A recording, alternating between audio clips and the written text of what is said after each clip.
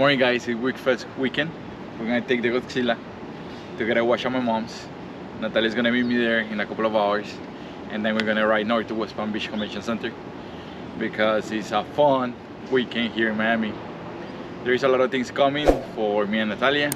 We're gonna be super busy in the next 2 months. We will let you know, guys, later on what it is. But so far, it's been fun. Just super busy, that's why I haven't posted a lot, but we're gonna continue doing this for you guys. So we're gonna take Godzilla to get a wash and ready for the weekend. Bye, guys. See you there.